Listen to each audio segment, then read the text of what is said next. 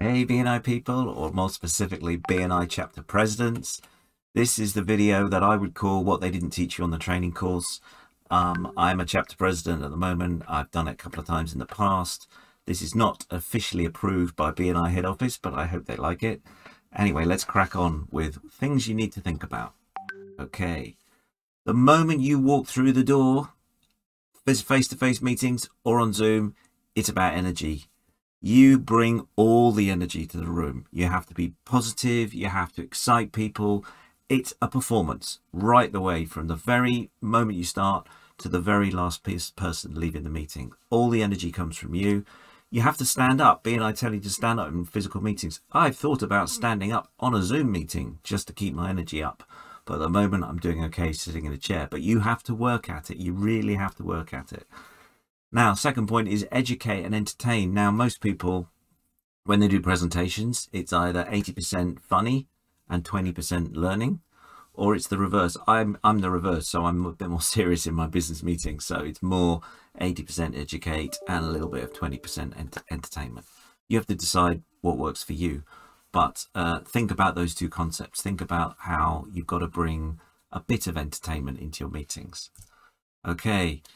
Outside of the 90 minutes, it's not just a 90-minute experience. I mean, we call it that. In our chapter, we start at, people start gathering at 6:30 in the morning, and then we obviously finish at about 8:45. That's all on Zoom.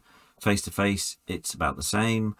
But outside of the meeting, as the president, you have to keep chivvying them. You have to keep getting the members to be more excited, more inspired, more buying into the BNI system.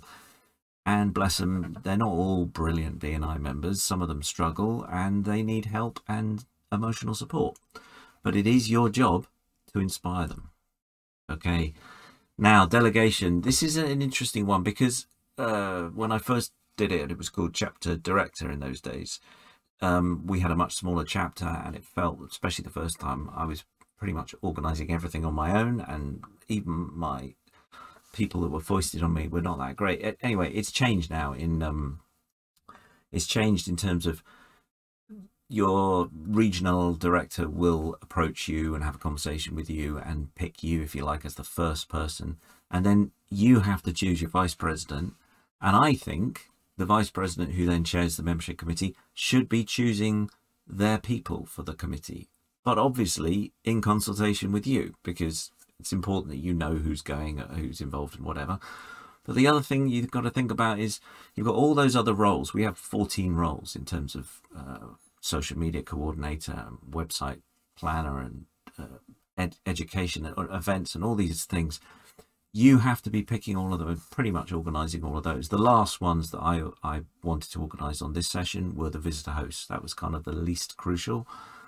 You've got to keep one eye on the fact that the outgoing team have probably had enough, so they're not, most of them are not going to be that keen to volunteer again.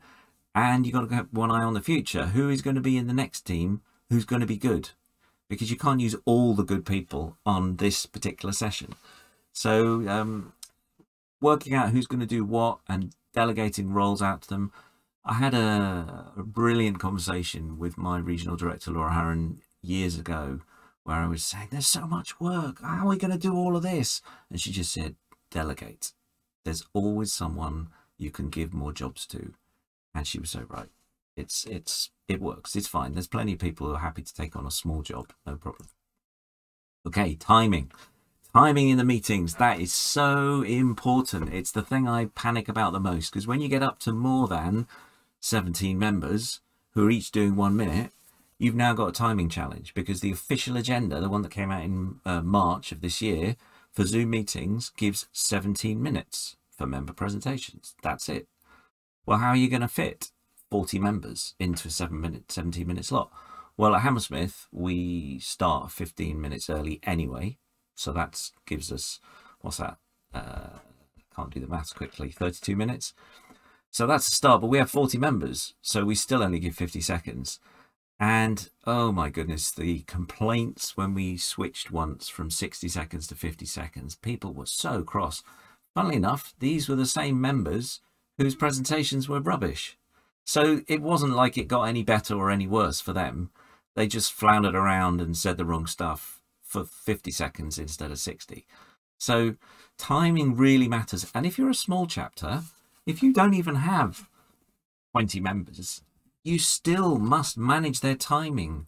A flabby, floppy presentation which is rambling around, that's no good. That's a bad impression to give to visitors. They want to see it. Visitors need to see a well-oiled show, well-managed production, and timing is really important. If you have to, keep a special little announcement in the back to make sure you can fill up the time with something that looks professional and polished. Don't let it get flabby. Okay. Recognition. Yeah, it is really important. I totally agree with head office on this. People like being praised. They like being praised, and it's better to give out a framed certificate, even if the frame costs £1 or a few dollars, whatever country you're in, and the piece of paper you printed out on your laser printer. It doesn't matter. You give it to people, they feel good. If it can hang on the wall and look reasonably smart, that's great. That is really great. It's a great thing to do. So don't cut it out. I know timing can be very difficult as a chapter president when you're running a show, but recognition really matters. Okay, the core values. This is a new section in the agenda, and I have been not struggling with it, but I've probably been telling rather too long rambling stories of my long time in BNI and business generally. I think it probably should be tighter, but delegate it. It says it in the manual, says it in the training. You can ask other people to do it. I certainly intend to hand it out. But it is important. It's a great hook for sharing stories, little business insights, little BNI nuggets of training. It's a really important session. My brother is actually a vicar, and so I do sometimes think I'm giving the BNI sermon at this point. It shouldn't feel like that. It shouldn't seem to be like that. Anyway. Education coordinator. Now, I'm so ancient, I can remember when this role was basically created, and it was created a long time ago for outgoing chapter presidents who couldn't shut up, basically. They wanted to talk and talk and talk, and they needed something. Actually, it's a very important point for education coordinator. It's a really important role. You get a few people in chapters who are just naturally gifted and can do this amazing presentation. We're not all blessed like that. I mean, members come and go. Our current education coordinator is excellent, but it's better if it's shared out. The word coordinator is the key point here. Somebody in your chapter is organizing the slot, or the presentation is made. It doesn't always have to be them. In fact, it shouldn't be them all the time. Second point is make sure it's relevant. Check with them. I mean, as a chapter director, as a president at the moment, I've planned pretty much the whole year, because I know the summer period is really, really tricky. Then we've got visitor day phases, because we're having planned phases. So I've agreed in advance what we're going to be doing broadly week by week. Now, occasionally an emergency happens. You have to change it, but make it relevant, not this kind of rambling. I remember some life story when I had a, that's just, no, just cut that out. It's got to be BNI relevant. Okay. The presentation, the long presentation, if you like, feature presentation. A long time ago, I found that when we were calling it 10 minutes, then somebody would go, they would use all of the 10 minutes and then demand 2 minutes of questions. And it's like, as when you're in charge of the timing, 12 minutes, that's not what's in the agenda. So I just simply rechristened it the 8-minute presentation. And thankfully, that name has stuck for years and years and years. It's an 8-minute presentation plus 2 minutes of questions. So everybody needs to think of it like that. And if no one's asking a question, obviously you'd better ask a question as the president. You better make sure that there is at least a question being asked. I mean, it seems pretty obvious, but nothing's obvious. So just make sure that questions are there, and stooges, you know, make sure, prime someone if necessary to say, do you mind asking this question for someone? Sometimes people give rambling testimonials on behalf of the person who's just presented. It's okay. It's sort of okay. I think it rather depends on the person. I mean, you can't, once they've started, you can't cut them off. But yeah, it would be better to have questions relevant to, you know, what's the ideal referral? Would this be a good example of that kind of stuff? Okay. Now, nervous members. When you first joined BNI, I can vaguely remember my first presentation. I was mumbling my name and didn't get any of it right. And then eventually you do the 4-minute presentation. Wow, how many people remember that happens when people have been on the training? They're allowed a 4-minute presentation instead of a 1-minute one. That doesn't happen very much. But then you get undo an education slot. Maybe you do your 8-minute presentation and you feel more comfortable after that. You're slowly getting better and better and better. And then when you're a chapter director or chapter president, wow, you've got tons of confidence. The whole thing is an amazing presentation, start to finish. But other members are not. So you have to remember that some people get pretty nervous. And I saw an amazing example of how to handle a nervous member. He was doing his 8-minute presentation in front of 50 people, and 50 people maybe. His hands were shaking, the poor chap. He was really, really nervous. He was about 4 minutes in, and he just said, "I'm really sorry, I can't do this." And he sat down and he looked devastated. And the chapter president at the time, she did a fantastic job. She just immediately stood up and said, "Never mind, no problem. Just I'll just ask you a couple of questions if that's okay. What would be what was the project you mentioned?" And because she was absolutely eye-line connected with him, he was looking directly at her. And he was able to just answer the questions, and she steered him through all the important things that need to go into the 8-minute presentation. The important things about, why do you like what you do? Not how. The how is boring to everyone else.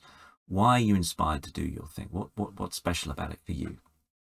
And who's your ideal? She took him through all of this. And actually, the nerves left him. And instead of worrying about this set of words that he obviously got into his head was a massive, massive deal, it went fine. It was a beautiful example of guiding a nervous member when they need a bit of help. Okay, stimulants.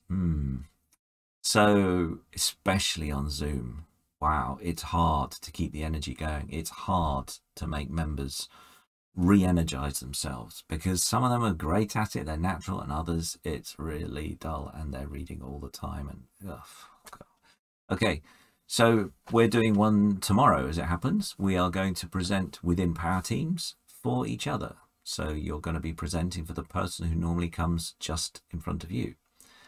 And the point of that is people within power teams should really know each other's businesses well.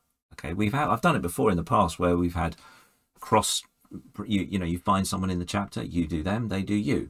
Well, it's very entertaining, blah, blah, blah. But sometimes you're doing someone who's not in a power team. We've also done, and I'm very keen on this one, you get given a business card as you walk in the room. You will be doing that person's presentation. So you've effectively had 5 to 10 minutes to prepare it. That's really good. And I've also done the most brutal of all, which is I walk around the table in front of everybody, I pull a card out of the hat, give it to someone, and they have to present that person's business. Now that's really interesting because there's no preparation at all. They're having to draw on whatever they know about that member in their heads, because that is what they'll be drawing on when they're out there busy networking with other people. If they're a family gathering or a friend's party or a business networking event or whatever, they can only remember what's in their head. So if they can't say anything useful about that member, it's not their fault. The problem of the member whose card they've been given, because clearly they have not been saying anything that sticks in the mind of everybody else. So I really like that one. It's pretty ruthless. It makes people very nervous, but they're missing the point. The point is, it's not the person who's trying to give a presentation on behalf of someone else. It's not their problem. It's the first person's problem for not educating them well enough in the past. Okay, enough of that one. Rambling visitors are not normally too much of a problem, but I have in the past had a few visitors who they've listened to everybody else. They've waited a long time, generally older gentlemen, I would say, and they're used to being allowed to talk for as long as they like, and they get going. And they're 1 minute in, 1.5 minutes in. You have to find a way to be firm and just say, I'm really sorry, I'm going to have to cut you off there, but we're running to a strict time and every visitor only gets a minute, I'm afraid, or something like that. It's very tricky. Okay, well, I'm rambling, so we're almost finished. Right, Zoom. Wow. You've got to treat Zoom like TV. It's got to be technically good for you, and it's got to have great content. So technically good means having a great microphone and great lighting for you. Absolutely. Everyone's got to hear you. There's another aspect which I'm using right now. It's some software called OBS. It's what gamers use on YouTube. I'm not a gamer, but I have my microphone. I have some of these little round circle lights to give me even lighting. I've got my PowerPoint presentation here. I've got a background. All of that spits out into a virtual camera, which then feeds into Zoom or Teams or whatever you like. It's free software. It's very simple. If you're going to be the main anchor for a television show, it's got to look good. It's got to look smart. And the second point is the content. Well, the content is the BNI agenda. It's got to flow. You've got to keep it on track, keep it moving, interject wherever you need to say, hey, that's fantastic. Hey, whatever. You just got to keep pumping that energy in and keep it moving and make it look slick. Screen sharing I really dislike because it completely throws the sort of momentum. The momentum of the meeting is really important. Okay, so that's it. That's all my personal thoughts on being a chapter president at the moment. I mean, maybe next year it'll feel different, but good luck with your presenting, and message me with any ideas that you've got. Thanks a lot.